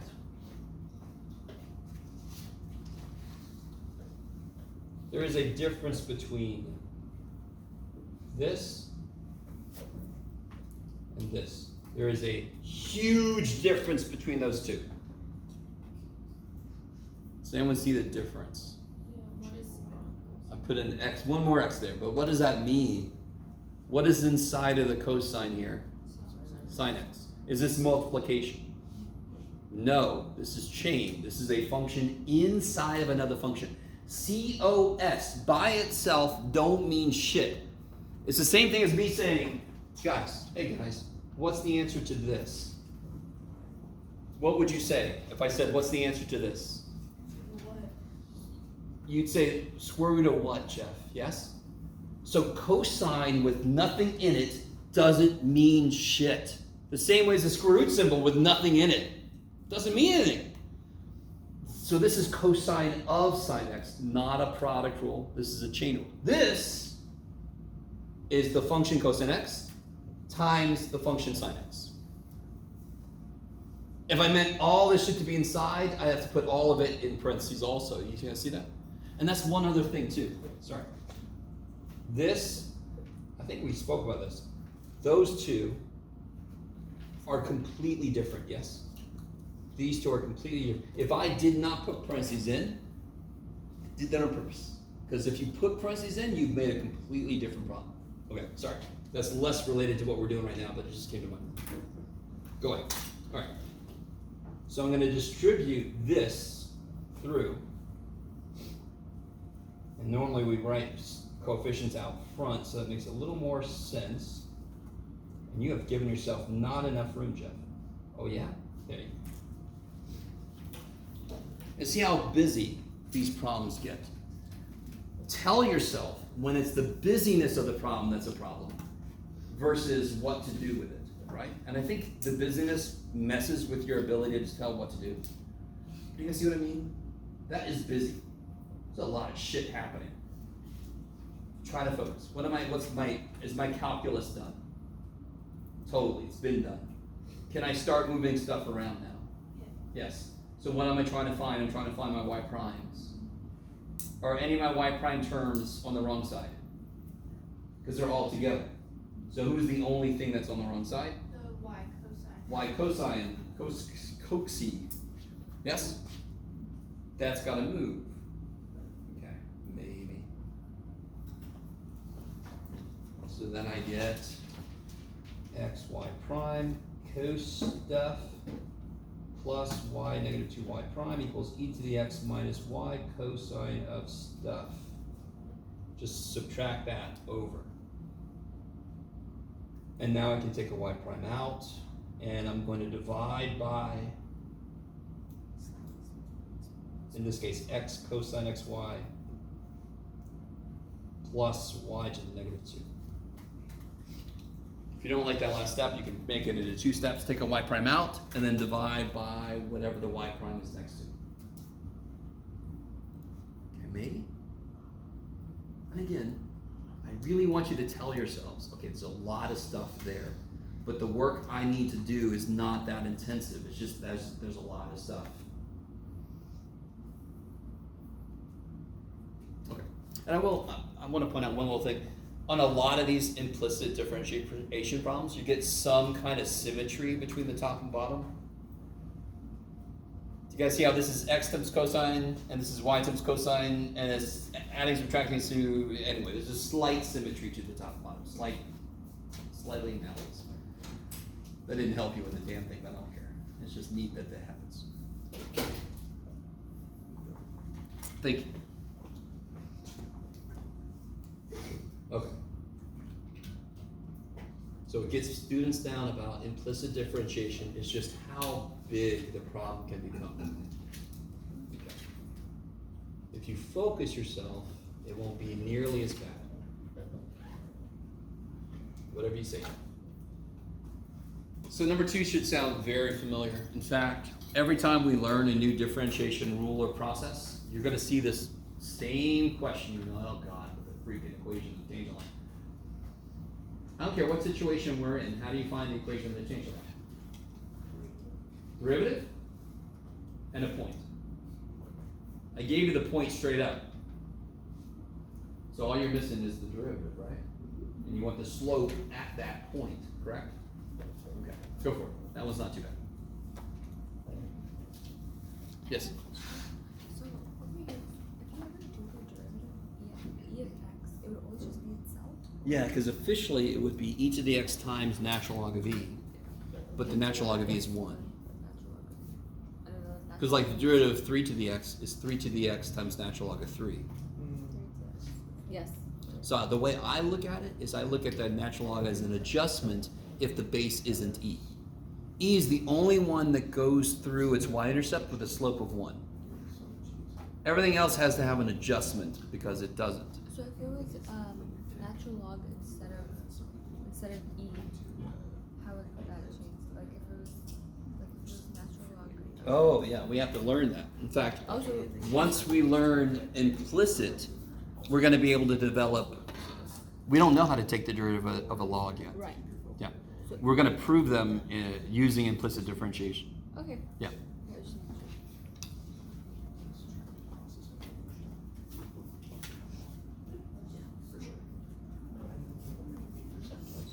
You could look at it. You could look at it in 7 times that. Take this guy's derivative to the strings. Or you can look at it as 7x. Yeah. 7x is one function, and y is That's true. Either way, it's going to come out the exact same order. But 7 is going to end up. Unless you can be a supercomputer. Bring all that light speed.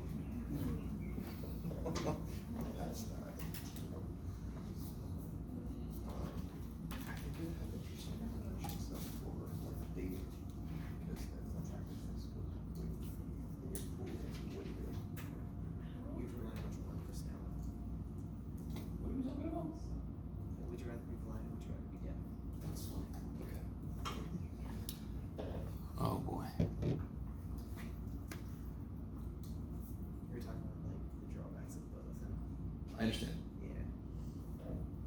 Well, that question I've actually thought about a lot because I actually lost most sight in this eye like 5 years ago. It's like looking through a really thick t-shirt, you know? So there's a 5% chance this one's gonna go away too. So I'm like, huh. How okay is that gonna be if that happens? So, I don't know, man. That's a rough question. So that's a really good question. My immediate reaction was I'd rather be deaf. There's a lot of kick-ass bullshit to look at. I miss music, but not that much. And there's a lot more advancements in terms of, depending on the condition, bringing some Hearing back. auditory stuff back as compared to bringing any visual stuff back. On the deaf side, there's like classes where if someone speaks, you just type it out. So we just did like an X, Y. I hadn't thought about that. So it would be the exact same thing just with a 7. It's really easy too. It's just But it has. pan. You just project one. Alright, let me catch up, guys. Let's see. So I get 3x squared. How's this one work? It's not too. It's very wide. Y squared I hope. times y prime. Ooh, I like it. And you see the x times y, that's gonna happen a lot. So you don't have to memorize this, but didn't we already do the derivative of x times y? It's just gonna be the same thing, but it's gonna have a 7 in front of it. So it's gonna be derivative of x times y plus x times the derivative of y. So you're gonna look at it as 7 times xy. Take the derivative of xy with a 7 sitting out front. Or you could look at it as 7x times y. Take the derivative of 7x times y, blah, blah, blah, blah. Either way, you'll get to the same place. You guys with me? You guys are with me? Yes? So, instead of the y, so instead of the xy prime at the end, Oh, I'm sorry, yeah. I should not mix my notation. This should be, let's see if I can squeeze this dy dx, go away. Okay. So either use prime notation or dy dx notation. Don't mix and match. So of course, what do I have to do now? Yeah, distribute.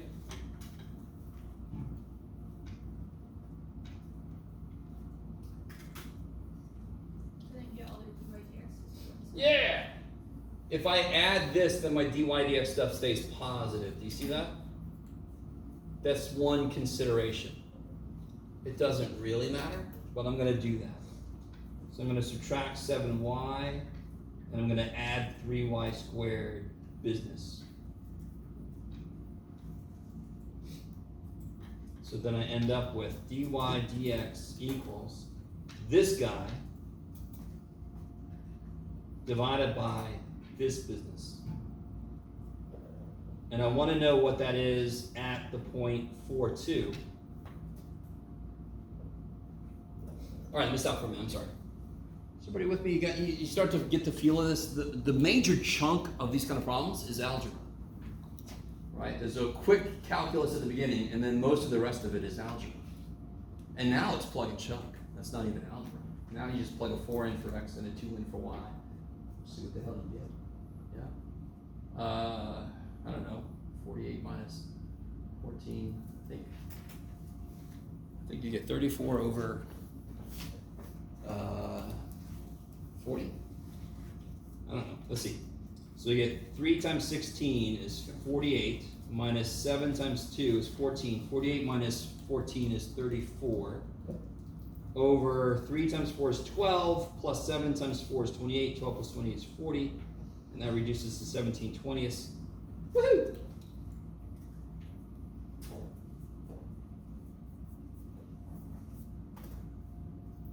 Okay.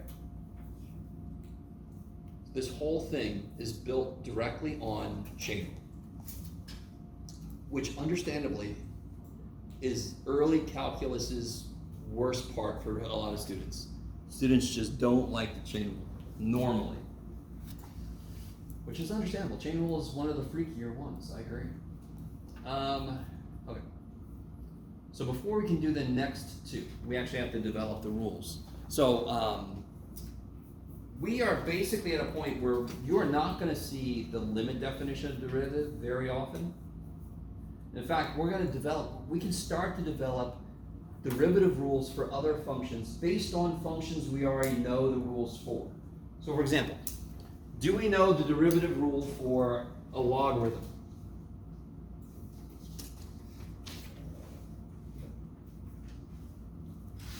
Do we? Let me see. So what if I had this? Again, let me make it y equals log base b of x. Have we discussed the derivative rule for that yet? Nope, we have not. Some of you guys might know it, but just keep it to yourself.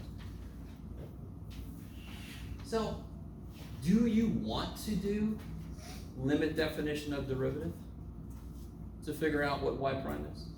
Some of you guys are like, I never want to do that ever again, Jeff. Okay, I don't think. So what we can do now that we know implicit, this kicks so much ass, and I just hope some of you guys appreciate and agree with me to some degree. Does anyone know how to rewrite that in exponential form? Real quick, remind me, real quick, hold on. Real quick, remind me. What is log base 2 of 8?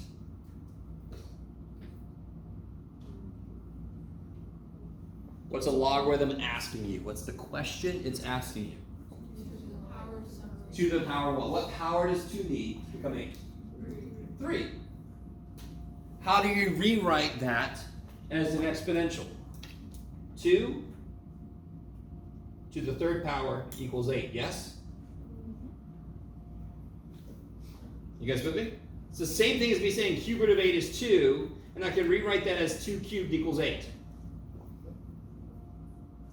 Okay, I like it. Maybe? Again, logs and roots are different, but I'm saying this idea of rewriting from one form to the inverse function form. So what does this say? B to the y equals x. Is there any log in there anymore? Do we know the derivative rules for everything in the form of what's in there? Do I know the rule for b to something? Yes. So if I take the derivative of both sides, again, because I'm a nice guy, I'll do half of this. Okay, that rule until somebody groans when I keep making that dumb joke. How do I do the derivative of b to something? You can do it. Sort of like if it's 3 to the x or 5 to the sine x or something. How do you do the derivative? The beautiful thing about exponentials is the first step is itself. Yes? So this is b to the y times natural log of b times, because what's the inside function? Which is some function of x, which we actually know what it is, yes? But in this case, it's just y, right? So it's got to be times y prime. Or I'll say dy dx. Need you guys with me. The derivative of 4 to the sine x is 4 to the sine x times natural log of 4 times cosine of x. Derivative of the outside function. It's got two parts to it. Itself and the natural log of the base. Derivative of the inside function. That's all we did. Derivative of b to the y is itself times the natural log of the base times the derivative of the inside function. How do I solve for the derivative? dy over dx by itself. That's so true. How do I do that? Divide by the shit I don't want, yes? So I get dy dx is equal to 1 over b to the y times natural log of b, this should be, poor little guy. Guys, help me out, guys. Hey, guys. Hey, everybody. What was b to the y? Do we know what b to the y is? X. B to the y is x.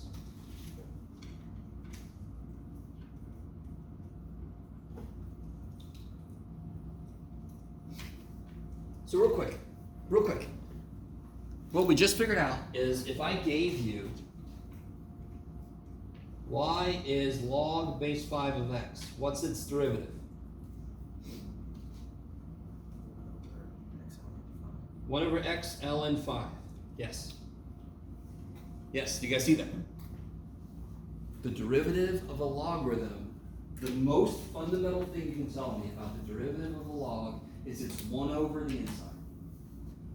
If its base is not e, it has an ln piece, which makes sense because a log is an inverse exponential, and what do exponentials have when you take a derivative? They multiply by ln to the base. What does this do? Divides by ln, and sure, it's a freaking inverse. Of course it's going to do that. Yeah, I'll calm down. I'm sorry. I forgot 1 minute this morning. I think it's...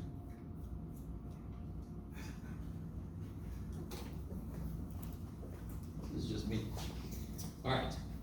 So, do you guys notice though, if the base is something, this becomes very nice. If the base was, and what kind of log has a base of e? So if my function is ln of x, what's the derivative?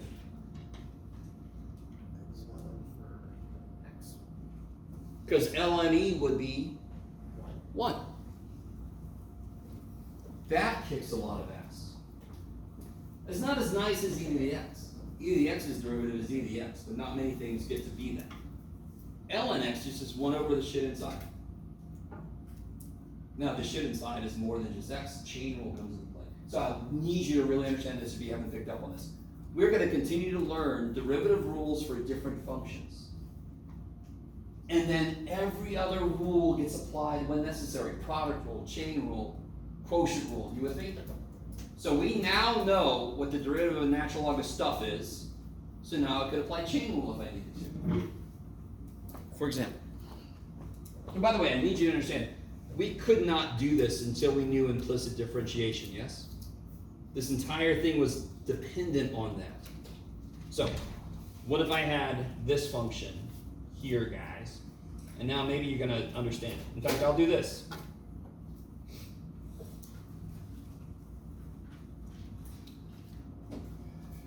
this is what you call a callback. Okay, look, I'm gonna start doing the first couple steps, just leaving it the way it is. You can do this, We're not gonna do this way, but I wanna do the first couple steps. How do you take the derivative of the ln of anything? What did we just figure out? It's 1 over that. What's 1 divided by a fraction? Okay.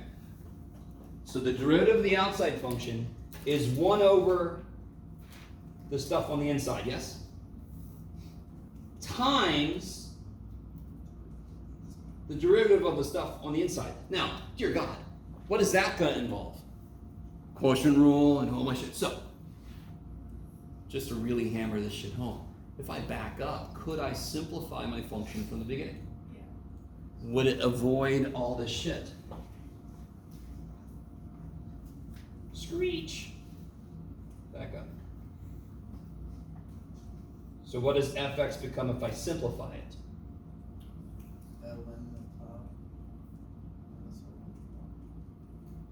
Now what is this guy's derivative? Since it's subtracting, I can do each of them separately, right? What's the derivative of ln of x minus 7?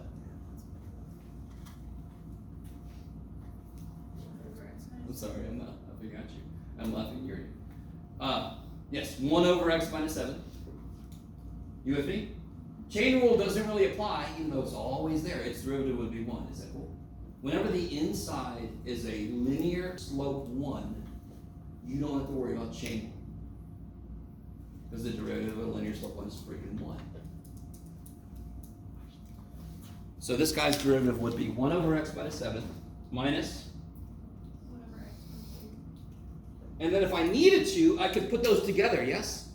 Even all that work would be so much preferable to doing all this shit, yes? Maybe? If you like this, do it this way. I will look at you strangely. But to each their own. So if I ever ask you to take the derivative of a natural log function, you just stop everything and think, can I rewrite this? Dear God. So I don't have to do multiple holy shits. Yes? So that's why it's really good to know the properties of logs. So you can rewrite stuff and make it a much easier problem. Okay.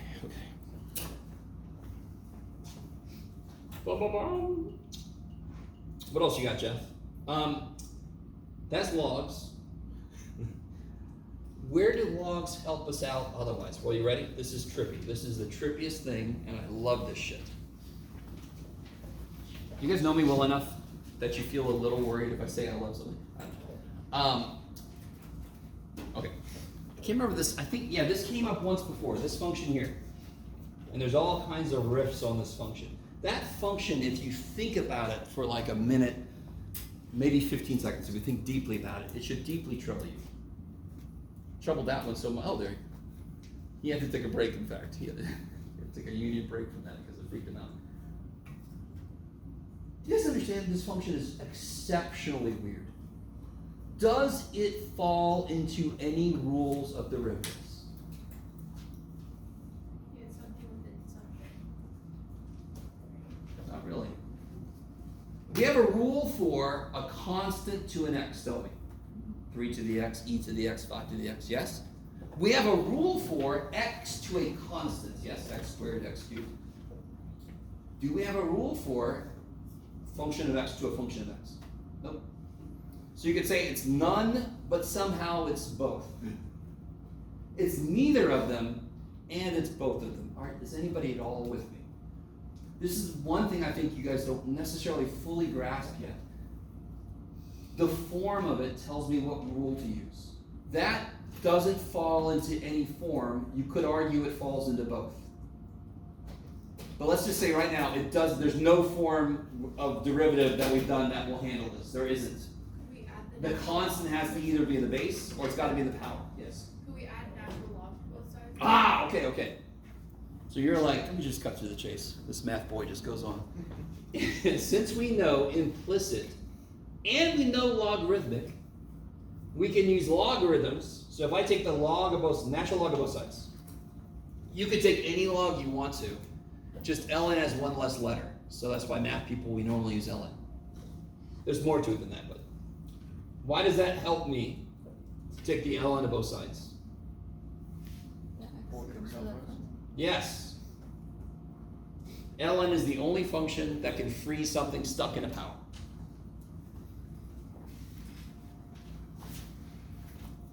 Alright. Take the derivative out way. Now I'll do it with you. This is a little freaky. What's the derivative of ln of stuff? 1 over stuff times?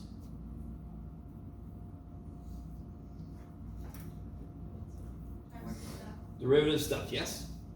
Okay. What do I have to use here? Product rule. It just takes a few seconds. If you just stop everything and say to yourself, okay, that's a product rule. Now you know what to apply. Some of you guys just kind of like barrel forward, just whatever you do is what you do. So how do I take the derivative of this using the product rule? This would be 1 times this plus x times, what's the derivative of ln? So I did derivative of the first times the second plus the first times the derivative of the second. Is that cool? That's just product rule. What is x times 1 over x? What is it? 1. So then how do I solve for y prime? Multiply both sides by y. Do we know what y is?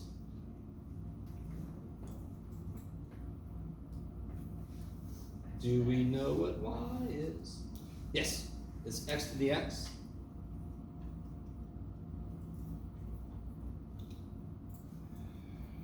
That is called logarithmic differentiation. There was no logs in the original function, but the original function had powers that were getting in my way. It had a power of x, which is weird as shit. So what a log does, it says, I got you. It's not a power anymore. I just made some product rule. You okay? I'm like, that's better. That's better, log. Thank you. Right? Guess kind of. So when do I apply that? When I can't do it any other way. When I have a base that's a function of x and a power that's a function of x. It's not any separate derivative rule. So if I gave you x to the secant x, you would do all the same shit. You would just have secant x on the inside, and its derivative would show up. You guys kind of with me? Maybe? Alright. I'm going to attempt to show you something very cool that I very often have to show my own colleagues because it's just something you don't normally think of. I definitely wasn't taught this when I took calculus. I'm going to show this to you, and you never have to do it. It's just I want to show it to you because it's interesting. You can always do exactly what I just did. I desperately need you to understand. This is it, yes? This is it? This is it. Somebody's leaving. They're like, I want to know. I know how to get the answer. I don't want to hear whatever shit you got to say. So, you never have to do what I'm about to do. I'm surprised only one person left. That is x to a power, correct? Now, I need you to understand. What I'm about to do is tricky. And you might never want to do it. But I gotta show it to you. This is both x to a power and something to the x power, yes. So I'm gonna apply both rules. So how would I do it if it was x to a power? Like x squared and x cubed. How do I do that? This would come down times x to the x minus 1. Good, yes? Now I'm going to do it as if it was this. Something to the x power. Wouldn't that be itself times natural log of the base? Yes? What is 1x times x minus 1x's? What do you do with the powers? X to the x. And then can't I factor out an x to the x? Is that what we just got? Do you understand? When does that work? Always.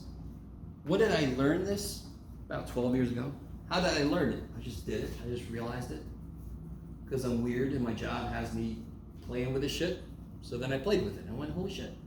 Do you ever have to do what I just did? No. In fact, it might be a little better you don't, because it requires a really good question is, okay, you could look at it both ways, but why do you add what you get? I don't know, to be honest. It's just a neat little thing. I can look at it both ways, and the actual answer is both ways added. That to me is remarkably neat. Okay. So, what would we do? Let's do this. What if my function was this?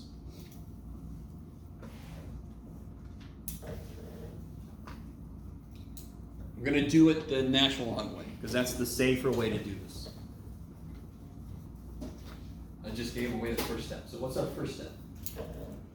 Take the natural log of both sides.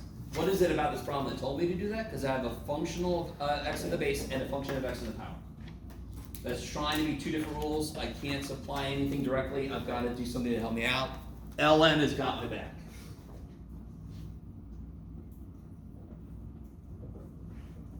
Is that okay? The x would come down when I put the ln. Is that cool? Did I just multiply both sides by ln? Say no. I took ln of both sides. You can't multiply anything by ln because ln doesn't mean anything. Sort of like you wouldn't say that I multiplied 9 by the square root. Simple.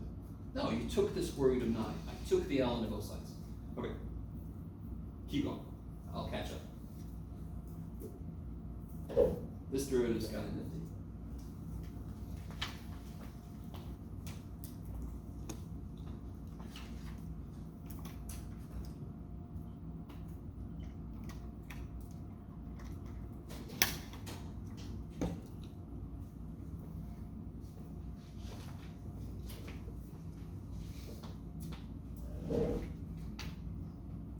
So this side would become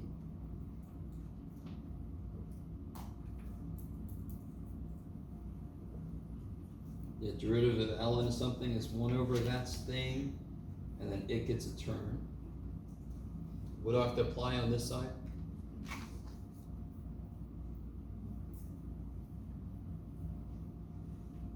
Directly I have to apply product rule. That's the first thing I care about. I could notice that I'm going to have to do chain rule, but at the moment it's x times natural log of something. That's the product of two functions. I got to apply product rule. Yes? You could, but it's only one thing, so I know it's got to be in the ln because the ln can't have nothing in it. But I mean, if you want to be really careful, you could put it in there. If I had like ln of 5x, do you see how that's concerning? Is that ln of 5 times x, or is that ln of 5x? So without parentheses, that could actually be misread, and understandably. This is only one thing. So if I see ln of x, I know it's not this, because that wouldn't make any sense. Okay, I'm sorry. So what's the derivative of x? 1 times this business plus x. What's the derivative of ln of stuff?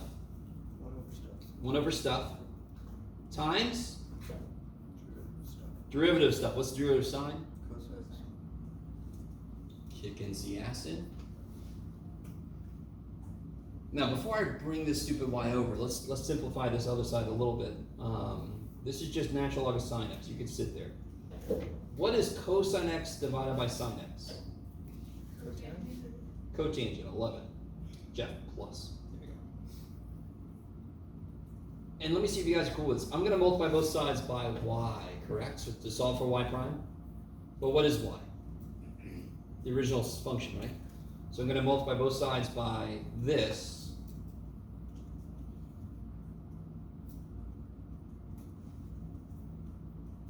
Now, believe it or not, if you did the same weird thing I did a minute ago with x to the x, it would work here too. It is tripedelic.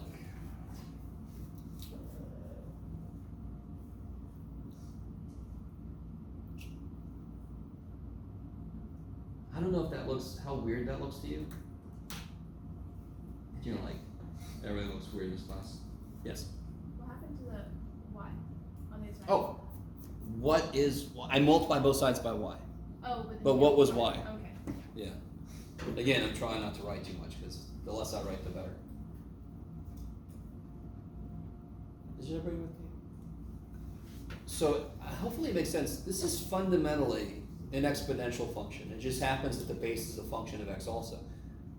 Every exponential function, its derivative is itself times other shit. Do you see how this is itself times other shit? So it's still got that basic idea of an exponential function in it. It's itself times other stuff. Yes? So this sin x, what is that thing from? Like when It's trying to be an x, right? This here? Yeah. Yeah. Because I multiplied by y, but what is y? This. So I multiply by y, by that. Is that okay? Yeah, because it looked like that. I don't blame you. My x got stuck into my parenthesis. Yeah. That always sucks. When you teleport, you might go into a wall. Okay, how you guys feeling? You guys are probably like, dude, I can barely do product rule, and now we're doing sine x to. Yes. Did you multiply y to both sides or? Totally. What was the I multiply y so that these cancel, so I get y prime by itself. Is that cool? And of course, y is sine x to the x, right? So that's why I just put a sine x to the x there.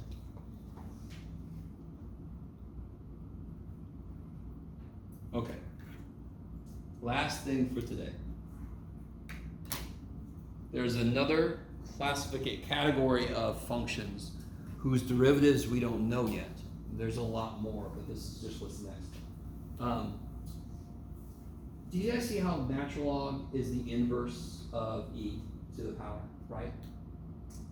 You guys know that. You guys know that, yes. Log base 2 of x is the inverse of 2 to the x. So it seems like implicit, if you think about it, it makes sense. It could find derivatives that are inverses of other functions. So we have sine x, but we also have inverse sine of x. Inverse sine of x is a valid graph. It's a valid function. When I graph it, it's got a slope. So there must be a derivative of the inverse sine of x, for example. Yes? Okay, so this is the last thing for today.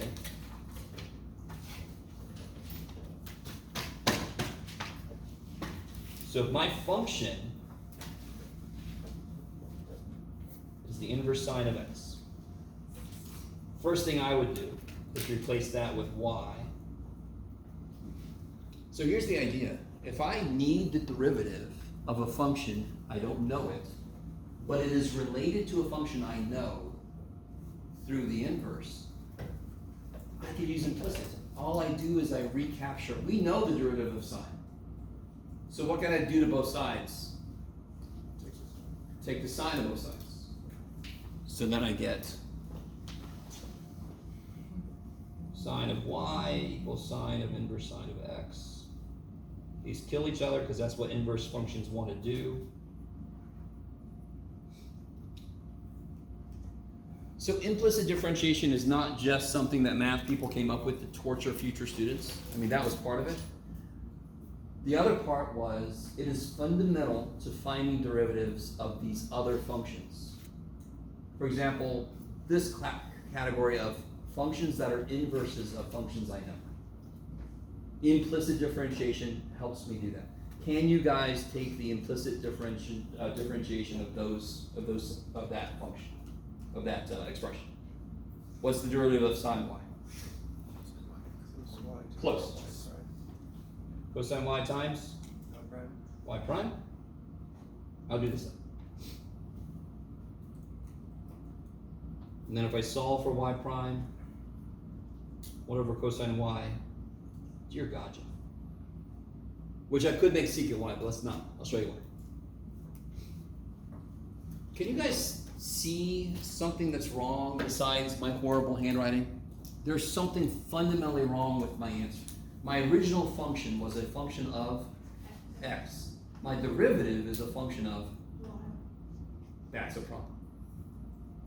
Right? How the flip do I figure out what cosine y is? Well, do we know what sine y is? Yeah, so sine y is x. In fact, if I make this a ratio, it'd be x over 1.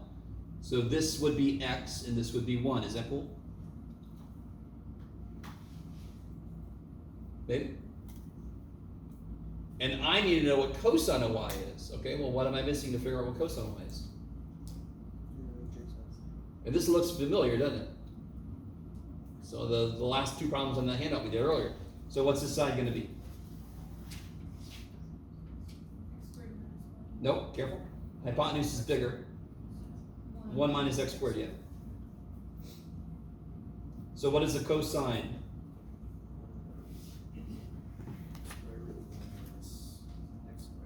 So there you go. It's 1 over the square root of 1 minus x squared. So if I have sine x, I'm sorry, inverse sine of x, its derivative is 1 over the square root of 1 minus x squared. If you had to guess, what would you guess the derivative of inverse cosine would be? You can do it. What's the derivative of sine? And what's the derivative of cosine? If you had to guess, what would you guess the derivative of inverse cosine would be? Negative that.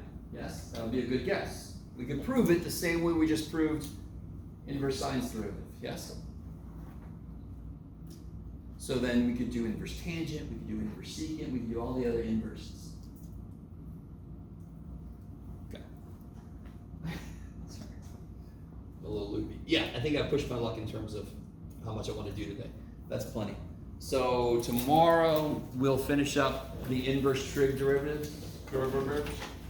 I'll announce if we'll have a quiz. We may have a quiz this Thursday. I'll talk about it tomorrow. It's almost like it's summer or something, huh? No.